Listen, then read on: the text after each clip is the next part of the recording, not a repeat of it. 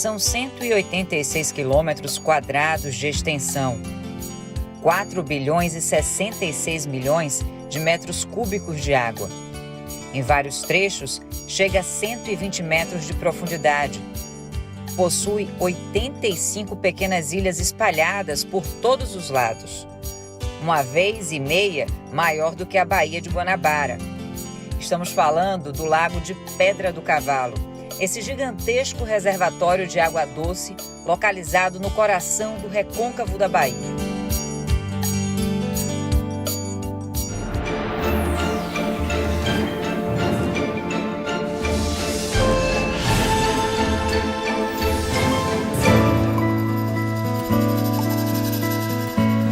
Cercado por uma exuberante vegetação de caatinga e da Mata Atlântica e fazendas de criação de gado, o Lago de Pedra do Cavalo é formado pelos dois mais importantes rios da Bahia, o Jacuípe e o Paraguaçu.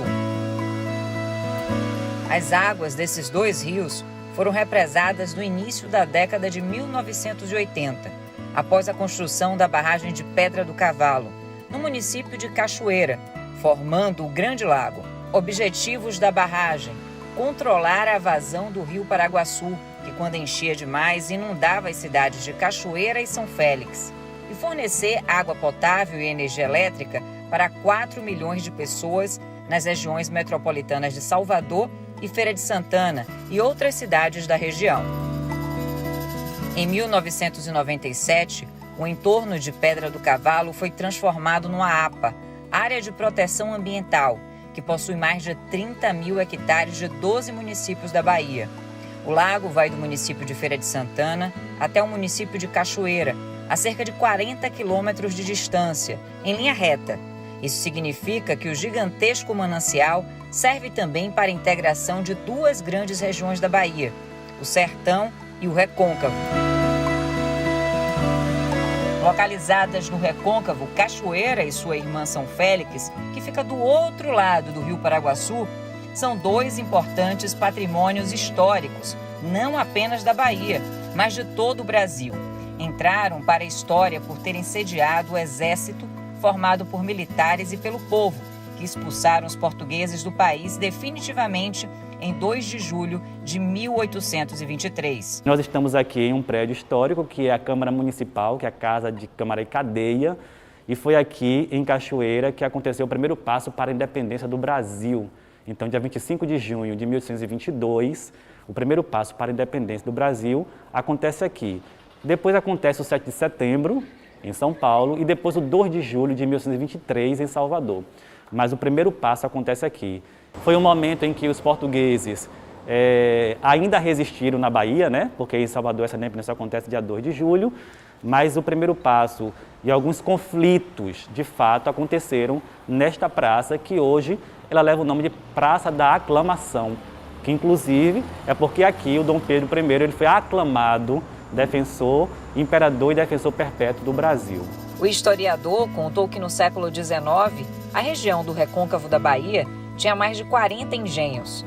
E ele levou nossa equipe nas ruínas da Casa Grande do Engenho Vitória, que fica na zona rural de Cachoeira, às margens do rio Paraguaçu. O sobrado tem 3 níveis. A gente teve dificuldade para conhecer todos os pavimentos. Do primeiro andar, a vista é belíssima. Caminhamos na área onde funcionava o engenho. Na verdade, a gente chamava engenho de Nossa Senhora da Vitória. Esse engenho, a construção dele data do início do século XIX, de 1812 mais ou menos. E este foi aqui um dos principais engenhos da região do Recôncavo. Como é sabido, na verdade, o século XIX foi o século do auge da produção do açúcar nos engenhos do Recôncavo. E deste engenho aqui saíram muitas toneladas, né, de açúcar em direção ao porto de Salvador e, por sua vez, ao porto para Portugal, para a Europa. Esse engenho é interessante porque aqui aconteceram algumas situações interessantes do ponto de vista da resistência escrava. Há um relato de que no ano de 1827 houve uma revolta de escravizados aqui nessa região e os escravizados desse engenho mataram o feitor e seu irmão. Então, assim, isso causou uma grande repercussão na Bahia, porque nós estávamos no início do século na verdade 19, né? 1827, bem no início do século. E as autoridades da Bahia, de Salvador e também aqui do Recôncavo ficaram mais espertos, mais abertos, né? Mais atentos ao movimento da escravidão, né? Da escravaria, né? Dos escravizados aqui dessa região. Bem pertinho do engenho fica o que sobrou da senzala. Jacó informou que mais de 300 pessoas viviam ali escravizadas. Aqui, pelo que a gente está vendo, professor, provavelmente era a senzala. Exatamente. Isso aqui são as ruínas, né, de uma parede da senzala que ficava um pouco distante da Casa Grande, mas nem tanto, até porque era preciso estar sempre acompanhando de perto, né, olhar os movimentos dos escravizados, mas ficava um pouco distante, mais próximo, na verdade, de onde se produzia o açúcar, né?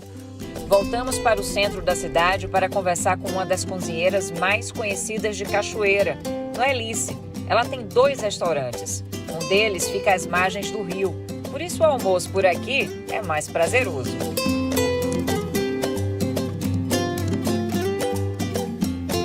Bem, mas Noelice foi logo levando a gente para outro restaurante. Caminhamos uns 3 minutinhos e já chegamos. É aqui que ela faz vários pratos típicos da região do Recôncavo. A maniçoba é o prato mais procurado, mas tem também as muquecas, como essa que ela está preparando.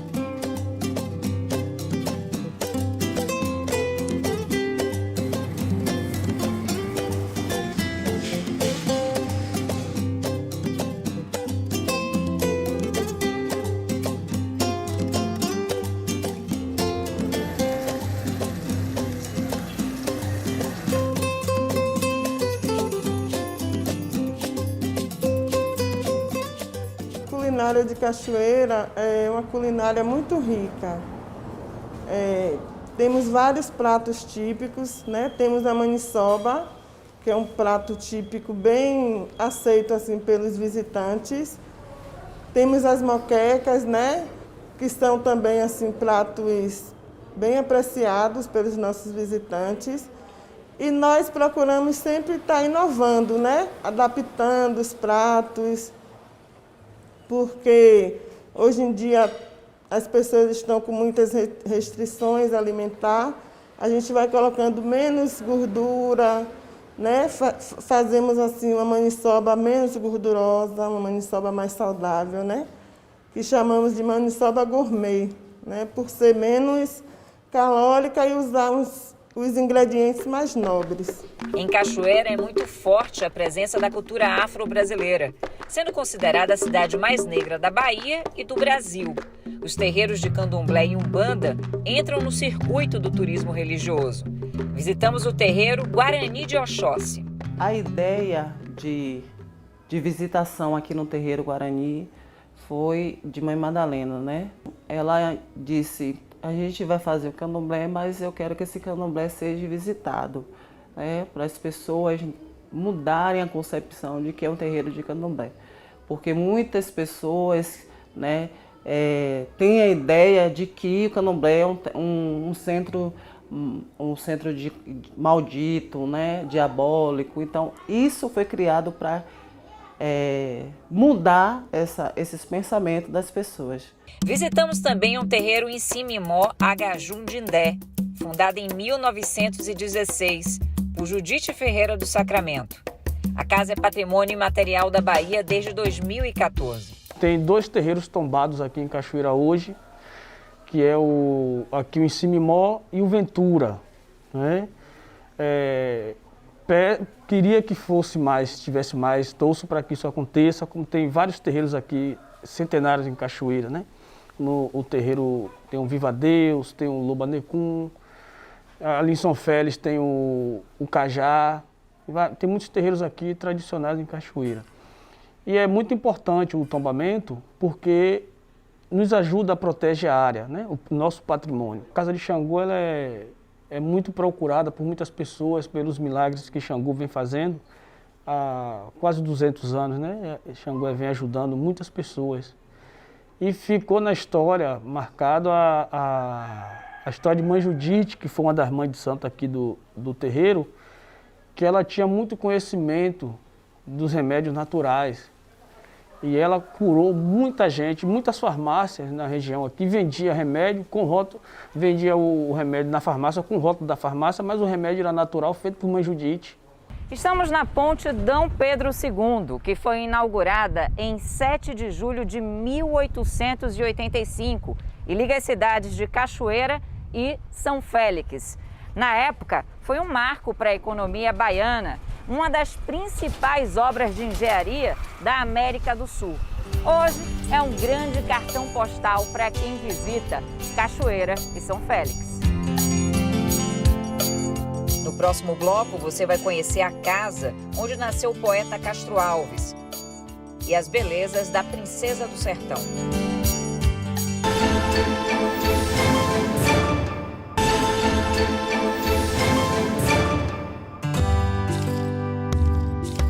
No bloco anterior, você viu a riqueza arquitetônica e cultural da cidade de Cachoeira. Agora, a gente vai subir o Lago de Pedra do Cavalo, cruzando o Recôncavo na direção do sertão. Entre Cachoeira e Feira de Santana está a cidade de Cabaceiras do Paraguaçu. Aqui nasceu Castro Alves. Um busto do poeta dos escravos foi erguido no meio da praça. E a casa onde ele viveu até os 5 anos de idade foi transformada neste museu, o Parque Histórico Castro Alves.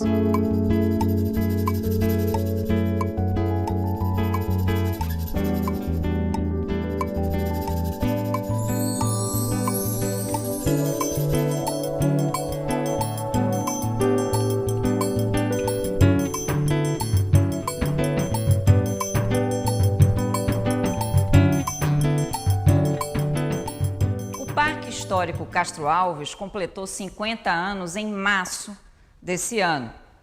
Em tempos normais, recebia, em média, 5.000 visitantes por mês. Durante a pandemia, fechou as portas e reabriu no finalzinho de agosto, seguindo todos os cuidados para evitar qualquer tipo de contaminação pela Covid-19.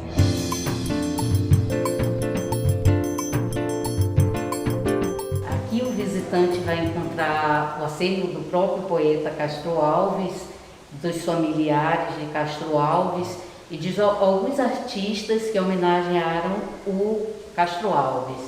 Então nós temos aqui peças de Castro Alves mesmo, nós temos poucas, porque como ele morreu de tuberculose, era costume na época se queimar. Então nós temos uma gravata que foi guardada antes da morte dele, nós temos um cachinho de cabelo que fica em uma caixinha, está em exposição, nós temos uma cômoda papeleira e os manuscritos dele, alguns manuscritos do livro dos escravos. Inclusive ele era bem mulherengo, né? Exato, ele teve várias namoradas e as que mais se destacam estão aqui. Esse desenho é um desenho do próprio poeta Castro Alves. Ele era um artista completo, ele escreveu peças de teatro, ele desenhava muito bem, tem outros desenhos dele, não no nosso acervo, ele está no Museu da Cidade de Salvador, mas nós temos cópias desses desenhos do poeta Castro Alves. Eu achei tudo interessante, as exposições, as salas de homenagem, os amores de Castro Alves, todos os utensílios, objetos pessoais dele, as poesias, são incríveis. Cabaceiras do Paraguaçu está a menos de 3 quilômetros de Pedra do Cavalo. Do outro lado do lago está o Porto Castro Alves, no município de Santo Estevão. A travessia é feita por essa balsa, que transporta até 10 automóveis, cobrando R$ 30 por veículo. Lá encontramos essa família de São José do Rio Preto, estado de São Paulo. Todo mundo já aposentado. Estão há 3 anos percorrendo o Brasil a bordo de 2 vans, transformadas em casa, e vieram conhecer as belezas de Pedra do Cavalo. Forno, freezer, Dá para se virar bem. dá para se virar bem. Gostamos muito. Olha, é uma das regiões mais bonitas que nós achamos, assim. Bem ali pertinho, o comerciante Armindo Nogueira aguardava a chegada dos fregueses no seu bar e restaurante. Mesmo com o tempo nublado, ele tinha certeza que o movimento, como sempre, seria bom. Sábado e domingo aqui lota. Lota, Lota. Chega a precisar de mesas. É? A gente tem vastos clientes aqui, bastante cliente. A gente aqui sempre tem clientes de São Paulo, gente que veio, Feira, Salvador, tem muito cliente aqui, de Feira de Santana especialmente. Aqui no restaurante dele, uma das atrações do cardápio é o tucunaré, peixe nativo da Amazônia, que foi introduzido com sucesso nas águas de Pedra do Cavalo. A mãe de Armindo, Dona Eurides, foi para a cozinha preparar um tucunaré frito especialmente para a nossa equipe de reportagem.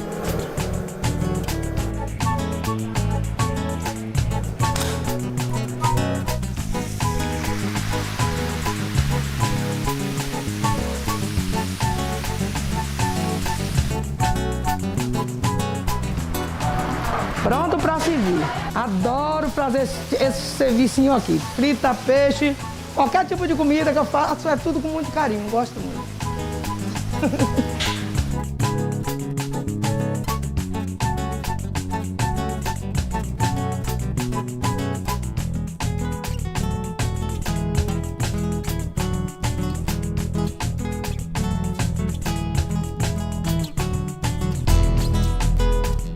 Subindo as águas do lago, chegamos à Feira de Santana. É aqui que o rio Jacuípe deságua no Lago de Pedra do Cavalo. Maior entroncamento rodoviário do Norte-Nordeste, a cidade é conhecida como Princesa do Sertão, apelido dado por Rui Barbosa, quando esteve na cidade em 1919.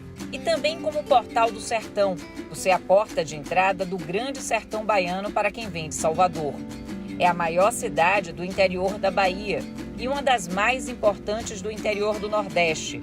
Com cerca de 620 mil habitantes, mais populosa do que 6 capitais, Feira possui um comércio vigoroso e uma ampla rede de hotéis e de restaurantes. No distrito de Tiquaruçu, o Dia de Reis é comemorado com o rezado de São Vicente, uma tradição de mais de 100 anos.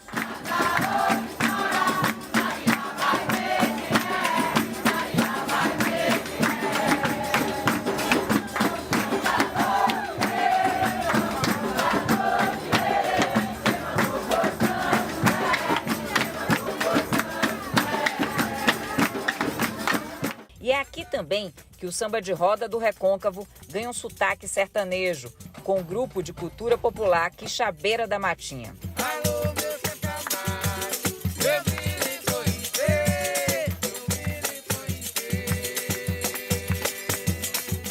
Se falar da questão cultural de Feira de Santana, principalmente da questão do samba de roda, tem que se falar de Quixabeira, porque lá ela foi fundada em 1989, pelo saudoso Coleirinho da Bahia, meu pai, e Aureliano Sambador, meu avô.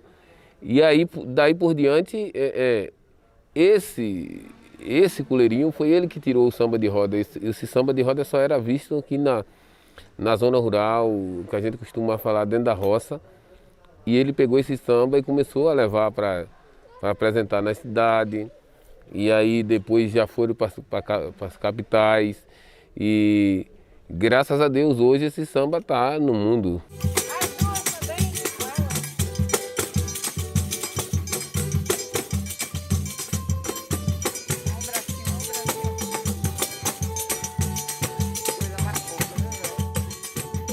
Feira de Santana também possui um belo cenário urbano, com muitos prédios em estilo eclético, construídos no início do século XX. Esta aqui é a Prefeitura Municipal, a Igreja Senhor dos Passos, o Casarão do Coronel Agostinho Froz da Mota.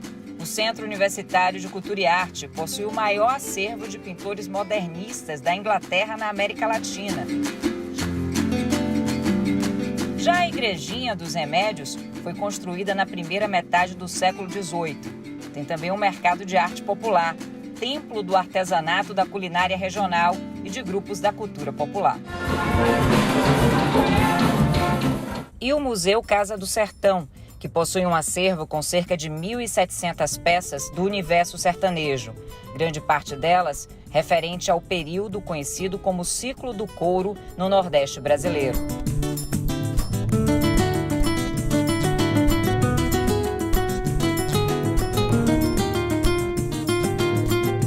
A cidade tem também obras de arte espalhadas por todo o canto.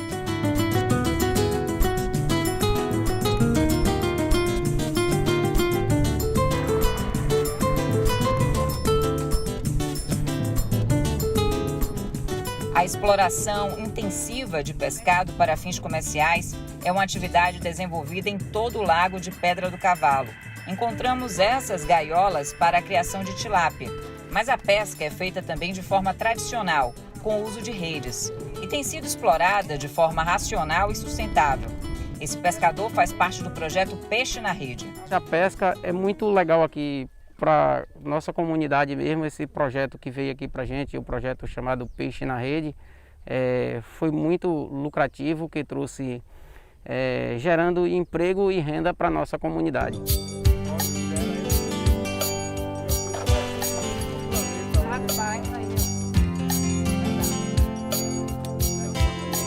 Desde que foi criado na década de 1980, o lago tem sido usado cada vez mais para pescaria comercial e esportiva. Peixe forte, peixe saudável. A prática de esportes e passeios náuticos, ou para o simples lazer, que inclui a contemplação das belezas naturais que a gente pode ver por todos os lados. Vem gente de toda a região e também de Salvador para passar o fim de semana às margens do grande manancial. Muitas casas de alto padrão têm sido construídas em seu entorno, obedecendo-se às normas de preservação ambiental.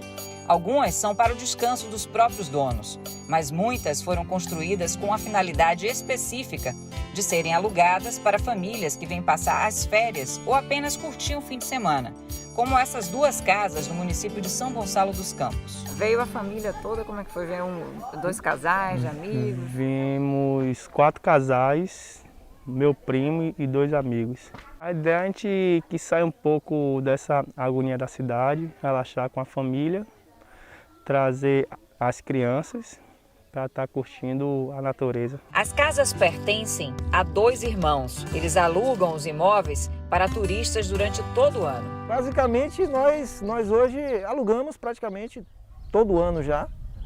Esse ano já temos demanda também para o ano que vem. Nós temos aqui várias pessoas, turistas de fora, inclusive, que já alugaram aqui com a gente, pessoas também de São Paulo, Paraná e outros lugares. E dentre os pacotes que são ofertados aqui por nós, a gente oferta opções para aluguéis, para eventos, as pessoas vêm, fazem casamentos, fazem noivados. Você tem aqui várias potencialidades, desde a pesca, aqui tem uma espécie de peixe tucunaré. Tucunaré é um peixe amazônico, que nós temos aqui o tucunaré-pinima, que é o segundo maior peixe, tucunaré do Brasil, um peixe que pode chegar a 12 quilos. Então, isso são 40 quilômetros praticamente de distância, de um ponto a outro. Então você tem várias potencialidades para esportes aqui, como por exemplo, jet ski, caiaque, vela, kitesurf, a própria pesca esportiva, que é o forte do lago. Eu mesmo sou pescador esportivo, a gente pesca e solta. O lago tem um potencial muito grande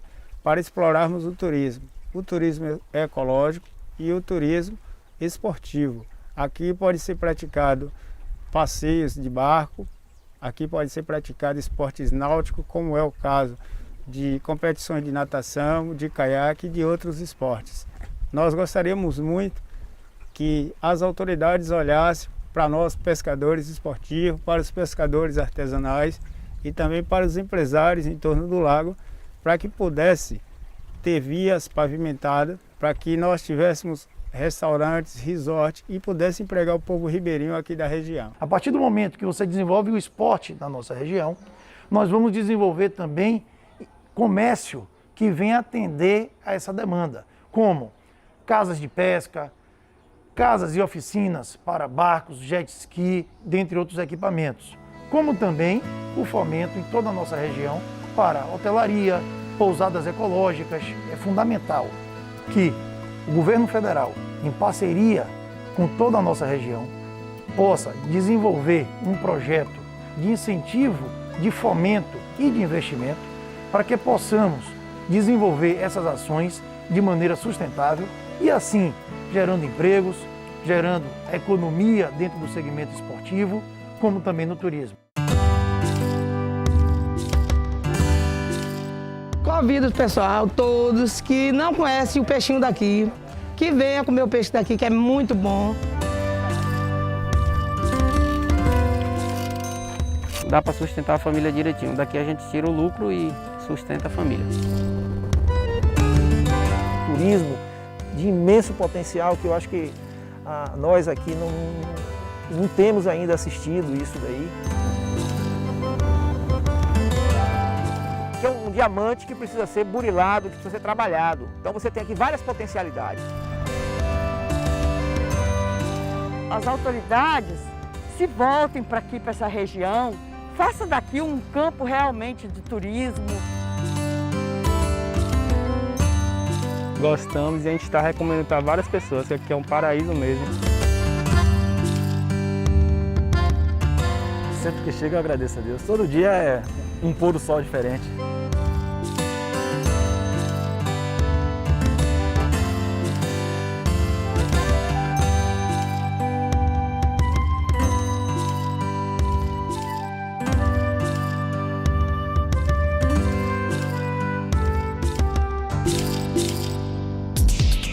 Música